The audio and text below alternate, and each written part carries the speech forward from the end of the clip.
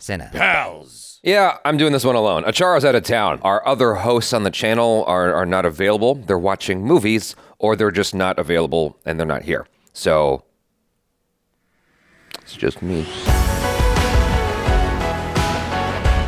What's going on, everybody? I am Jabby Kaway, and I am very excited to see what Ryan George has to say about Loki Season 2 in his pitch meeting. Loki Season 2 was quite strong, in my opinion.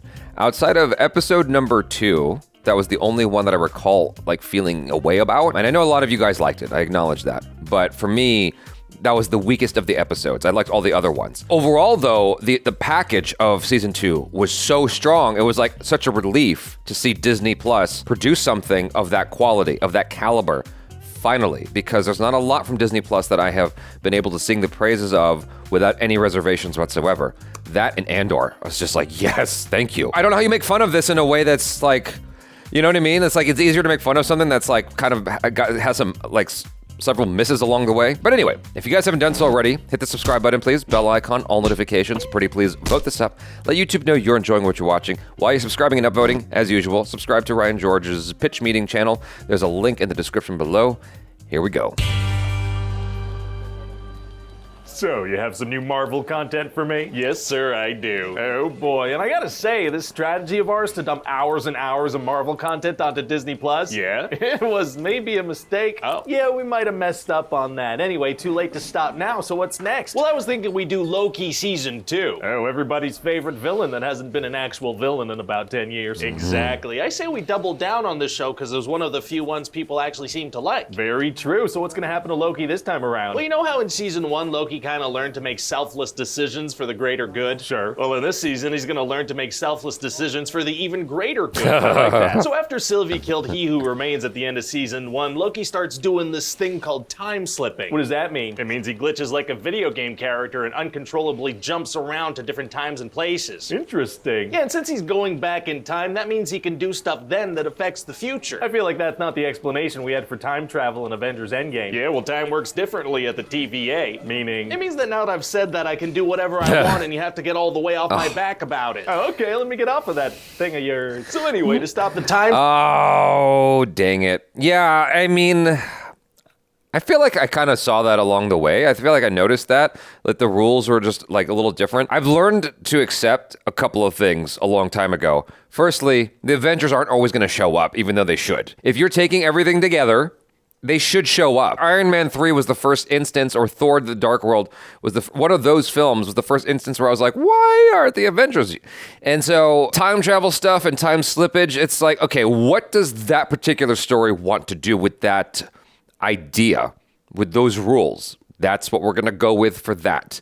I don't expect any sort of consistency with the rest of, even though there probably should be. I had to learn how to let go of it. It's like if you bound everybody by those rules, I don't know, it becomes a little bit less fun. Stop the time slipping from happening. Mobius and Loki go see this guy named OB because he wrote the TVA handbook. Okay. And he says that this is happening because there are so many branching timelines that this thing called the temporal loom is overloading. Uh-oh, those sound like important time words. So what do? Mobius has to bring this device to the loom, but there's a risk of his skin peeling off and spaghettification, and Loki has to prune himself at the same time. Pruning and spaghettification? That's right. Oh, horrible death words that make me hungry or tight. All right. So anyway, after all that, it still seems like this thing's gonna overload. Uh-oh. So they go find Sylvie in hiding to get her to help. And where's Sylvie hiding? Well, she's in the past working at whatever fast food chain the studio has a good relationship with. Probably McDonald's. I'm loving it. So Sylvie adores working at this McDonald's because of the fantastic work culture and delicious selection of food. They have a whole variety of delicious offerings, which will be discussed by the characters, yeah, but Sylvie doesn't want to help out, even though they tell her that her whole timeline's gonna stop existing if... Okay, yes, I did not, I tried to,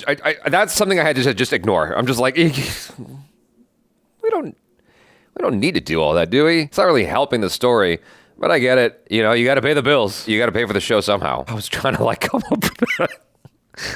come up with a thing off the top of my head from McDonald's, but I don't eat at McDonald's anymore. Big Macs, tasty. something. I was trying to come up with the names of those apple desserts that you just saw it. That was a massive fail you just saw. A little spinning beach ball. Gonna stop existing if she doesn't. How does that make sense? Free will or something. Now Opie realizes he needs the temporal aura of He Who Remains or Miss Minutes to fix this loom thing. All right. So everybody goes back to 1893 Chicago to find a He Who Remains variant named Victor Timely. Right. And there's a whole bunch of chaos, and he ends up getting away with Miss Minutes. Oh yeah, the cartoon clock lady. That's the one. But she confesses that she wants to have a physical form because she's in love with them and wants them to, physically be together. Oh, flirtatious clocks are tight. What? So then what happens? No. What did you mean by that? By what? Well, you imply that you're very familiar with the concept of flirtatious clocks. I don't have a weird secret. I didn't use that term. You did just now.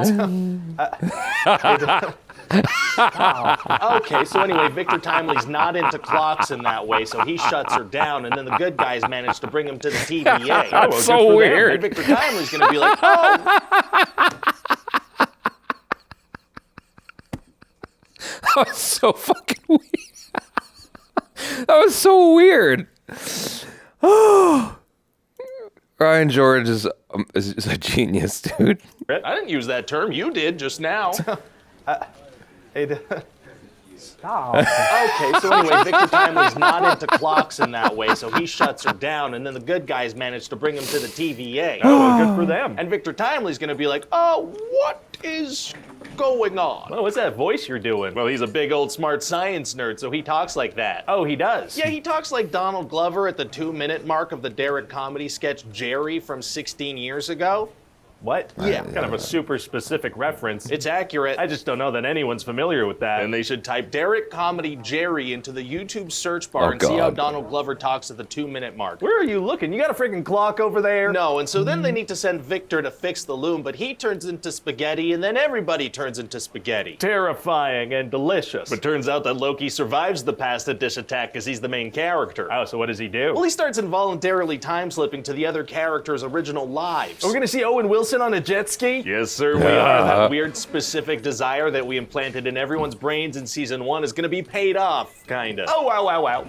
Wow. So now Loki has to get the whole team back together and try to fix the loom again. A lot of loom